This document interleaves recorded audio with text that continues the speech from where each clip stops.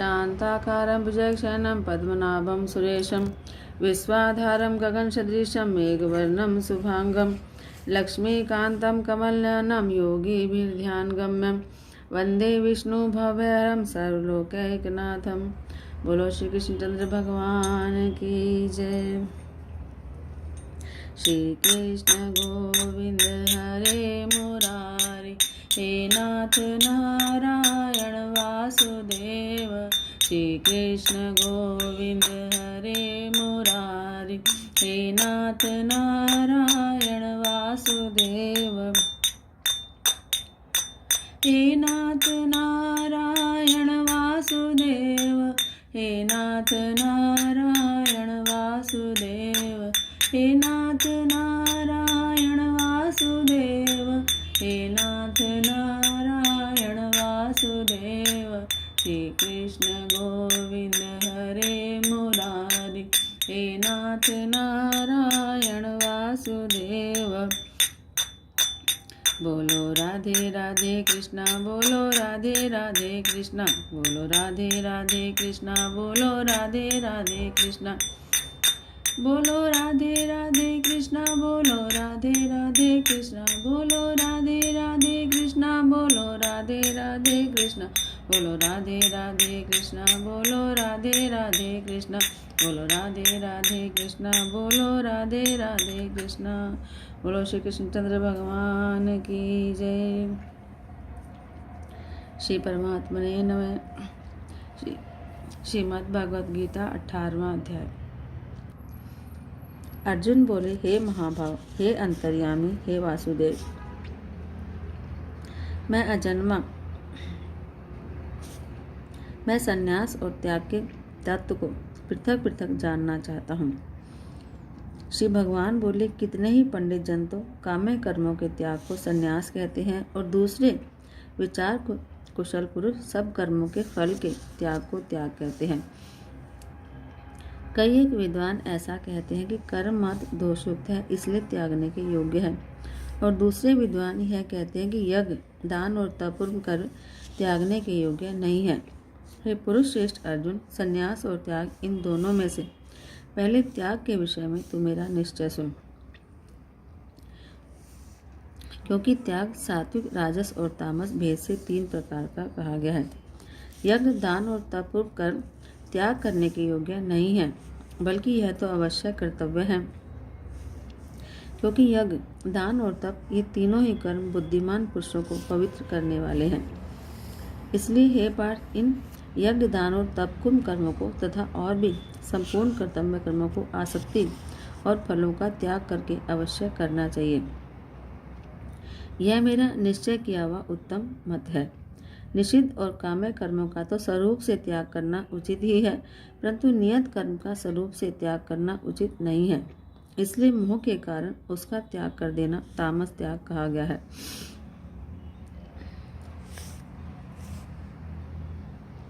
जो कुछ कर्म है वह सब दुख रूप ही है, ऐसा समझकर यदि कोई शारीरिक क्लेश के भय से कर्तव्य कर्मों का त्याग कर दे तो वह ऐसा राजस त्याग करके त्याग के फल को किसी प्रकार भी नहीं पाता।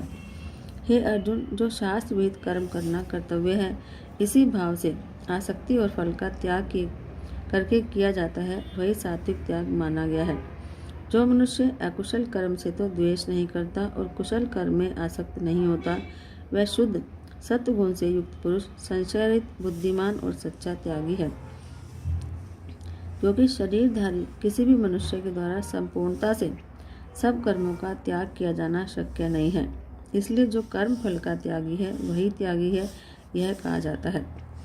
कर्म फल का त्याग न करने वाले मनुष्यों के कर्मों का तो अच्छा, बुरा या मिला हुआ ऐसे 3 प्रकार का फल मरने के बाद अवश्य होता है, किंतु कर्म फल का त्याग कर देने वाले मनुष्यों के कर्मों का फल किसी काल में भी नहीं होता। हे महाभाव, संपूर्ण कर्मों की सिद्धि के ये 5 हेतु कर्मों का अंत करने के लिए उपाय बतलाने वाले सांख्य शास्त्र में कहे गए हैं। इनको तू मुझसे भली भांति जान। इस विषय में अर्थात कर्मों की सिद्धि में अधिष्ठान और कर्ता और भिन्न भिन्न प्रकार के करण और नाना प्रकार की अलग अलग चेष्टाएं और वैसे ही 5वां हेतु दैव है। मनुष्य मन, वाणी और शरीर से शास्त्र अनुकूल अथवा विपरीत जो कुछ भी कर्म करता है उसके ये 5 कारण हैं। परंतु ऐसा होने पर भी जो मनुष्य अशुद्ध बुद्धि होने के कारण उस विषय में यानी कर्मों के होने में केवल शुद्ध स्वरूप आत्मा को कर्ता समझता है, वह मलिन बुद्धि वाला अज्ञानी यथार्थ नहीं समझता। जिस पुरुष के अंतःकरण में मैं करता हूँ ऐसा भाव नहीं है और जिसकी बुद्धि सांसारिक पदार्थों में और कर्मों में लिपायमान नहीं होती, वह पुरुष इन सब लोगों को मारकर भी वास्तव में न तो मारता है और न पाप से बनता है। ज्ञाता, ज्ञान और ज्ञेय ये 3 प्रकार की कर्म प्रेरणा है और कर्ता, करण और क्रिया ये 3 प्रकार का कर्म संग्रह है। गुणों की संख्या करने वाले शास्त्रों में ज्ञान और कर्म तथा कर्ता गुणों के भेद से 3-3 प्रकार के कहे गए हैं। उनको भी तुम मुझसे भली भांति सुन। जिस ज्ञान से मनुष्य अलग अलग सब भूतों में एक अविनाशी परमात्म भाव को विभाग रहित समभाव में स्थित देखता है, उस ज्ञान को तो तुम सात्विक जान।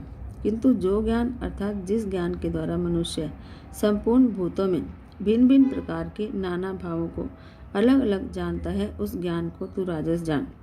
परंतु जो ज्ञान एक कार्यरूप शरीर में ही संपूर्ण के समान आसक्त है और जो बिना युक्ति वाला सात्विक अर्थ से रहित और तुच्छ है, वह तामस कहा गया है। जो कर्म शास्त्र विधि से नियत किया हुआ और कर्तापन के अभिमान से रहित हो और फल न चाहने वाले पुरुष द्वारा बिना राग द्वेष के किया गया हो, वह सात्विक कहा जाता है। परंतु जो कर्म बहुत परिश्रम से युक्त होता है और भोगों को चाहने वाले पुरुष द्वारा या अहंकार युक्त पुरुष द्वारा किया जाता है, वह कर्म राजस कहा गया है। जो कर्म परिणाम, हानि, हिंसा और सामर्थ्य को न विचार कर केवल अज्ञान से आरंभ किया जाता है, वह तामस कहा जाता है। जो कर्ता संग रहित, अहंकार के वचन न बोलने वाला, धैर्य और उत्साह से युक्त और कार्य के सिद्ध होने और न होने में हर्ष, शोकादि विकारों से रहित है, वह सात्विक कहा जाता है। जो कर्ता आसक्ति से युक्त, कर्मों के फल को चाहने वाला और लोभी है और दूसरों को कष्ट देने के स्वभाव वाला, अशुद्ध आचारी और हर्ष शोक से लिप्त है, वह राजस कहा गया है। जो कर्ता अयुक्त, शिक्षा से रहित, घमंडी, धूर्त और दूसरों की जीविका का नाश करने वाला और शोक करने वाला, आलसी और दीर्घसूत्री है, वह तामस कहा जाता है। हे धनंजय, अब तो बुद्धि का और धृति का भी गुणों के अनुसार 3 प्रकार का भेद मेरे द्वारा संपूर्णता से विभाग पूर्वक कहा जाने वाला सुन। हे पार्थ, जो बुद्धि प्रवृत्ति मार्ग और निवृत्ति मार्ग को, कर्तव्य और अकर्तव्य को, भय और अभय को तथा बंधन और मोक्ष को यथार्थ जानती है, वह बुद्धि सात्विकी है। हे पार्थ, मनुष्य जिस बुद्धि के द्वारा धर्म और अधर्म को तथा कर्तव्य और अकर्तव्य को भी यथार्थ नहीं जानता, वह बुद्धि राजसी है। हे अर्जुन, जो तमोगुण से घिरी हुई बुद्धि अधर्म को भी धन मान लेती है कि यह धर्म है तथा इसी प्रकार अन्य संपूर्ण पदार्थों को भी विपरीत मान लेती है, वह बुद्धि तामसी है। हे पार्थ, जिस अव्यभिचारिणी धारण शक्ति से मनुष्य ध्यान योग के द्वारा मन, प्राण और इंद्रिय की क्रियाओं को धारण करता है, वह धृति सात्विकी है। परंतु हे पृथापुत्र अर्जुन, फल की इच्छा वाला मनुष्य जिस धारण शक्ति के द्वारा अत्यंत आसक्ति से धर्म, अर्थ और कामों को धारण करता है, वह धारण शक्ति राजसी है। हे पार्थ, दुष्ट बुद्धि वाला मनुष्य जिस धारण शक्ति के द्वारा निद्रा, भय, चिंता और दुख को तथा उन्मत्तता को भी नहीं छोड़ता, अर्थात धारण किए रहता है, वह धारण शक्ति तामसी है। हे भरत श्रेष्ठ, अब 3 प्रकार के सुख को भी तुम मुझसे सुन। जिस सुख में साधक मनुष्य भजन, ध्यान और सेवादि के अभ्यास से रमन करता है और जिससे दुखों के अंत को प्राप्त हो जाता है, जो ऐसा सुख है वह परिणाम में आरंभ काल में यद्यपि विष के तुल्य प्रतीत होता है, लेकिन परिणाम में अमृत के तुल्य है। इसलिए वह परमात्मक विषय बुद्धि के प्रसाद से उत्पन्न होने वाला सुख सात्विक कहा गया है। जो सुख विषय और इंद्रियों के संयोग से होता है, वह पहले भोग काल में अमृत के तुल्य प्रतीत होने पर भी परिणाम में विष के तुल्य है, इसलिए वह सुख राजस कहा गया है। जो सुख भोग काल में और परिणाम में भी आत्मा को मोहित करने वाला है, वह निद्रा, आलस्य और प्रमाद से उत्पन्न सुख तामस कहा गया है। पृथ्वी में या आकाश में अथवा देवताओं में तथा इनके सिवा और कहीं भी ऐसा कोई भी सत्य नहीं है जो प्रकृति से उत्पन्न इन 3 गुणों से रहित हो। हे परंतप, ब्राह्मण, क्षत्रिय और वैश्यों के और शूद्रों के कर्म स्वभाव से उत्पन्न गुणों द्वारा विभक्त किए गए हैं। अंतःकरण का निग्रह करना, इंद्रियों का दमन करना, धर्म पालन के लिए कष्ट सहना, बाहर भीतर से शुद्ध रहना, दूसरों के अपराधों को क्षमा करना, मन, इंद्रिय और शरीर को सरल रखना, वेद, शास्त्र, ईश्वर और परलोक आदि में श्रद्धा रखना, वेद शास्त्रों का अध्ययन अध्यापन करना और परमात्मा के तत्व का अनुभव करना, ये सब के सभी ब्राह्मण के स्वाभाविक कर्म हैं। शूरवीरता, तेज, धैर्य, चतुरता और युद्ध में न भागना, दान देना और स्वामी भाव, ये सब के सभी क्षत्रिय के स्वाभाविक कर्म हैं। खेती, गोपालन और क्रय विक्रय, सत्य व्यवहार, ये वैश्य के स्वाभाविक कर्म हैं तथा सब वर्णों की सेवा करना शूद्र का भी स्वाभाविक कर्म है। अपने अपने स्वाभाविक कर्मों में तत्परता से लगा हुआ मनुष्य भगवत प्राप्ति रूप परम सिद्धि को प्राप्त हो जाता है। अपने स्वाभाविक कर्म में लगा हुआ मनुष्य जिस प्रकार से कर्म करके परम सिद्धि को प्राप्त होता है, उस विधि को तू सुन। जिस परमेश्वर से संपूर्ण प्राणियों की उत्पत्ति हुई है और जिससे यह समस्त जगत व्याप्त है, उस परमेश्वर को अपने स्वाभाविक कर्मों द्वारा पूजा करके मनुष्य परम सिद्धि को प्राप्त हो जाता है। अच्छी प्रकार आचरण किए हुए दूसरे के धर्म से गुण रहित भी अपना धर्म श्रेष्ठ है, क्योंकि स्वभाव से नियत किए हुए सधर्म रूप कर्म को करता हुआ मनुष्य पाप को नहीं प्राप्त होता। अतएव हे कुंती पुत्र, दोषयुक्त होने पर भी सहज कर्म को नहीं त्यागना चाहिए, क्योंकि धुएं से अग्नि की भांति सभी कर्म किसी न किसी दोष से युक्त है। सर्वत्र आसक्ति रहित बुद्धि वाला, स्पृहा रहित और जीते हुए अंतःकरण वाला पुरुष सांख्य योग के द्वारा उस परम नैष्कर्म्य सिद्धि को प्राप्त होता है, जो कि ज्ञान योग की प्रानिष्ठा है। और उस नैष्कर्म्य सिद्धि को जिस प्रकार से प्राप्त होकर मनुष्य ब्रह्म को प्राप्त होता है, उस प्रकार को हे कुंती पुत्र, तू संक्षेप में मुझसे सुन। विशुद्ध बुद्धि से युक्त और हल्का, सात्विक और नियमित भोजन करने वाला, शब्दादि विषयों का त्याग करने वाला, एकांत और शुद्ध देश का सेवन करने वाला, सात्विक धारण शक्ति के द्वारा अंतःकरण और इंद्रियों का संयम करके मन, वाणी और शरीर को वश में कर लेने वाला, राग द्वेष को सर्वथा नष्ट करके भली भांति दृढ़ वैराग्य का आश्रय लेने वाला और अहंकार, बल, घमंड, काम, क्रोध और परिग्रह का त्याग करके निरंतर ध्यान योग के परायण रहने वाला, ममता रहित और शांतियुक्त पुरुष सच्चिदानंद घन ब्रह्म में अभिन्न भाव से स्थित होने का पात्र होता है। फिर वह सच्चिदानंद घन ब्रह्म में एक ही भाव से स्थित प्रसन्न मन वाला योगी न तो किसी के लिए शोक करता है और न किसी की आकांक्षा ही करता है। ऐसा समस्त प्राणियों में समभाव वाला योगी मेरी पराभक्ति को प्राप्त हो जाता है। उस पराभक्ति के द्वारा वह मुझ परमात्मा को मैं जो हूँ, जितना हूँ, ठीक वैसा का वैसा तत्व से जान लेता है और उस भक्ति से मुझको तत्व से जानकर तत्काल ही मुझ में प्रविष्ट हो जाता है। मेरे परायण हुआ कर्मयोगी तो संपूर्ण कर्मों को सदा करता हुआ भी मेरी कृपा से सनातन अविनाशी परम पद को प्राप्त हो जाता है। सब कर्मों को मुझ में अर्पण करके प्राण और संबुद्धि रूप योग को अवलंबन करके मेरे परायण और निरंतर मुझ में चित्त वाला हो। उपयुक्त प्रकार से मुझ में मन वाला होकर तू मेरी कृपा से समस्त संकटों को अनायास ही पार कर जाएगा। और यदि अहंकार के कारण मेरे वचनों को नहीं सुनेगा तो नष्ट हो जाएगा, अर्थात परमार्थ से भ्रष्ट हो जाएगा। जो तू अहंकार का आश्रय लेकर यह मान रहा है कि मैं युद्ध नहीं करूंगा, तो तेरा यह निश्चय मिथ्या है, क्योंकि तेरा स्वभाव तुझे जबरदस्ती युद्ध में लगा देगा। हे कुंती पुत्र, जिस कर्म को तू मोह के कारण करना नहीं चाहता, उसको भी अपने पूर्वकृत स्वाभाविक कर्म से बंधा हुआ परवश होकर करेगा।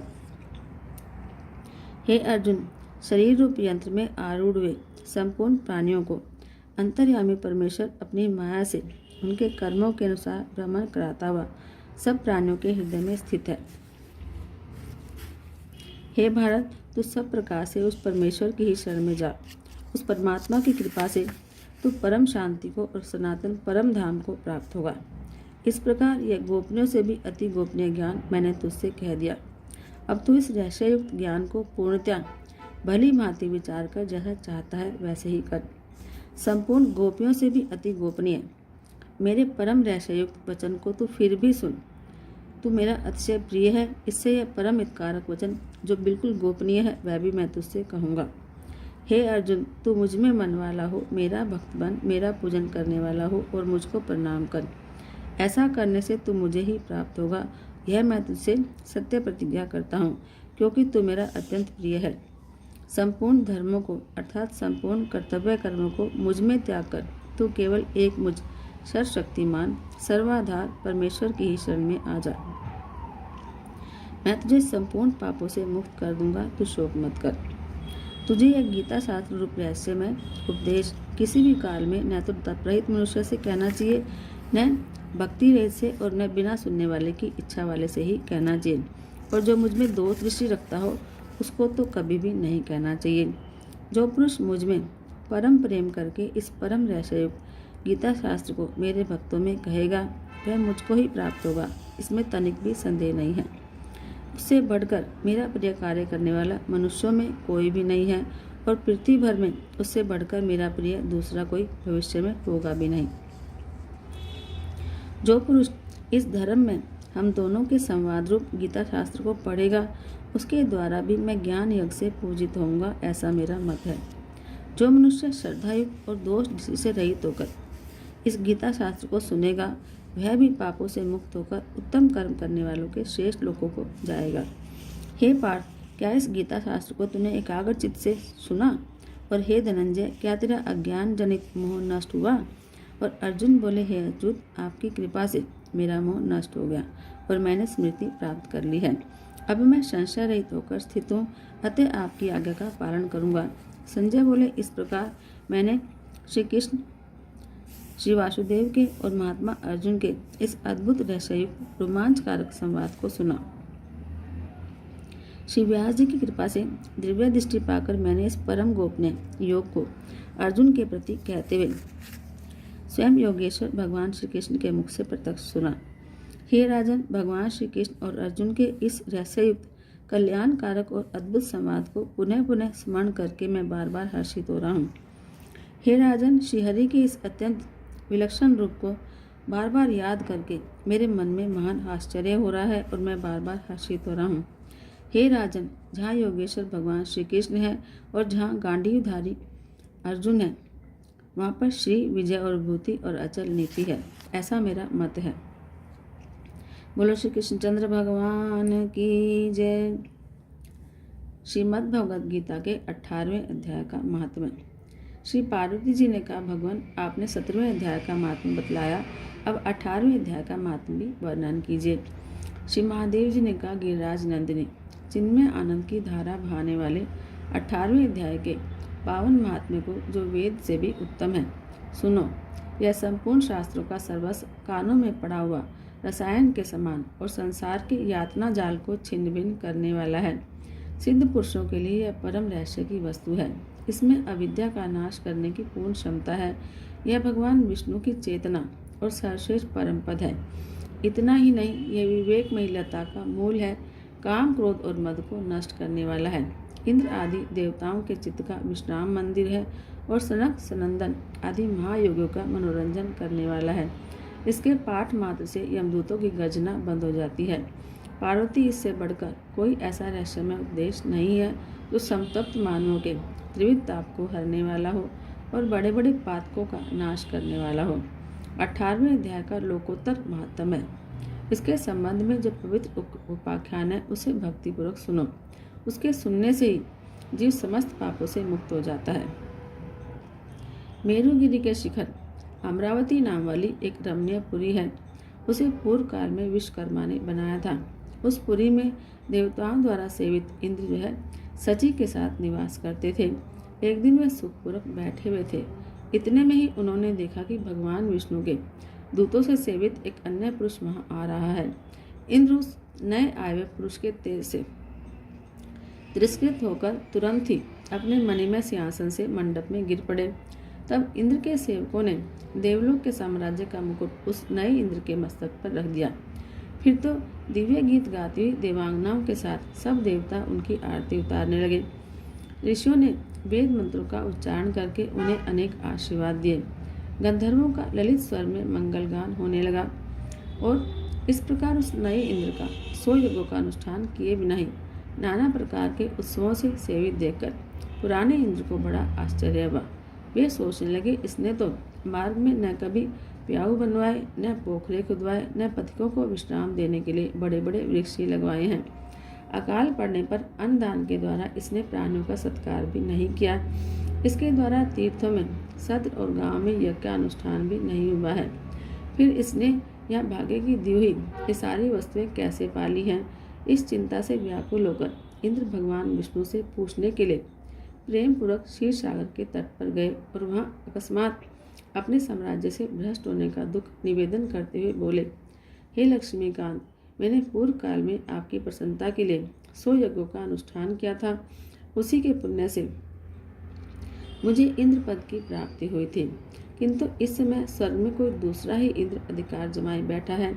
उसने न तो कभी धर्म का अनुष्ठान किया है न यज्ञों का, फिर उसने मेरे दिव्य सिंहासन पर कैसे अधिकार जमाया है? श्री भगवान बोले, इंद्र, यह गीता के 18वें अध्याय में से 5 श्लोकों का हर रोज पाठ करता है। उसी के पुण्य से उसने तुम्हारे उत्तम साम्राज्य को पा लिया है। गीता के 18वें अध्याय का पाठ सब पुण्यों का शिरोमणि है। उसी का आश्रय लेकर तुम भी पद पर स्थित हो सकते हो। भगवान विष्णु के ये वचन सुनकर और उत्तम उपाय को जानकर इंद्र ब्राह्मण का वेश बनाए गोदावरी के तट पर गए। वहाँ उन्होंने कालिका ग्राम नामक उत्तम और पवित्र नगर देखा, जहाँ काल का विमर्दन करने वाले भगवान कालेश्वर विराजमान हैं। वहीं गोदावरी तट पर एक परम धर्मात्मा ब्राह्मण बैठे थे, जो बड़े ही दयालु और वेदों के पारंगत विद्वान थे। वे अपने मन को वश में करके हर रोज गीता के 18वें अध्याय का स्वाध्याय किया करते थे। उन्हें देखकर इंद्र ने बड़ी प्रसन्नता के साथ उनके दोनों चरणों में मस्तक झुकाया और उन्हीं 18वें अध्याय को पढ़ा और फिर उसी के पुण्य से उन्होंने श्री विष्णु का सायुज्य प्राप्त कर लिया। इंद्र आदि देवताओं का पद बहुत ही छोटा है, यह जानकर वे परम हर्ष के साथ उत्तम वैकुंठ धाम को गए। अतः यह अध्याय मुनियों के लिए भी श्रेष्ठ परम तत्व है। हे पार्वती, 18वें अध्याय के इस दिव्य महात्मा का वर्णन समाप्त हुआ। इसके सुनने मात्र से ही मनुष्य सब पापों से छूट जाता है। इस प्रकार संपूर्ण गीता का पाप नाशक महात्म्य बतलाया गया। हे महाभागे, जो पुरुष श्रद्धायुक्त होकर इसका श्रवण करता है, वह समस्त यज्ञों का फल पाकर अंत में श्री विष्णु का सायुज्य प्राप्त कर लेता है। बोलो श्री कृष्णचंद्र भगवान की जय। ओम जय भगवत गीते मैया, जय भगवत गीते। हरि कमल विहारिणी, हरि कमल विहारिणी, सुंदर सुपुनीते। ओम जय भगवत गीते। कर्म सुमर्म प्रकाशिनी, कामा शक्ति हरा मैया, कामा शक्ति हरा। तत्व ज्ञान विकासिनी, तत्व ज्ञान विकासिनी, विद्या ब्रह्म पर। ओम जय भगवत गीते। निश्चल भक्ति विधायिनी, निर्मल मलहारी मैया, निर्मल मलहारी। शरण रहस प्रदायिनी, शरण रहस प्रदायिनी, सब विधि सुखकारी। ओम जय भगवत गीते। राग देश विदारिणी, कारिणी मोद सदा मैया, कारिणी मोद सदा। भव भय हारिणी तारिणी, भव भय हारिणी तारिणी, परमानंद प्रदा। ओम जय भगवत गीते। आसुर भाव विनाशिनी, नाशिनी तम रजनी मैया, नाशिनी तम रजनी। देवी सद्गुणदायिनी, देवी सद्गुणदायिनी, हरि रसिका सजनी। ओम जय भगवत गीते। समता त्याग सिखावनी, हरि मुख की वाणी मैया, हरि मुख की वाणी। सकल शास्त्र की स्वामिनी, सकल शास्त्र की स्वामिनी, श्रुतियों की रानी। ओम जय भगवत गीते। दया सुधा बरसावनी मातु कृपा कीजे, मैया मातु कृपा कीजे। हरिपद प्रेम दान कर, हरिपद प्रेम दान कर, अपनो कर लीजे। ओम जय भगवत गीते। बोलो श्री कृष्णचंद्र भगवान की जय। जय जय श्री राधे, जय जय श्री राधे, जय जय श्री राधे।